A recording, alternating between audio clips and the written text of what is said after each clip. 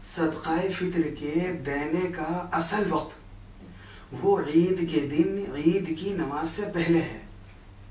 جبکہ امام ابو حنیفہ کے نزدیک رمضان کے پورے مہینے میں کبھی بھی کسی وقت بھی پورے مہینے میں صدقہ یہ ادا کیا جا سکتا ہے، البتہ عید کی نماز سے پہلے پہلے یہ ادا کر دینا چاہیے، تبھی بہت زیادہ فضیلت کی بات ہے۔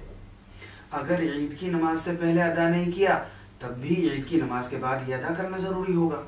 اور نماز کے بعد ثواب میں کمی بھی ہو جائے گی۔ علماء کا صدقہ فطر کی ادائیگی میں کچھ اختلاف ہے۔ امام شافعی کے نزدیک رمضان شروع ہونے کے بعد کسی بھی وقت دے سکتے ہیں، رمضان سے پہلے نہیں دے سکتے، جبکہ امام مالک اور امام احمد کے نزدیک عید سے صرف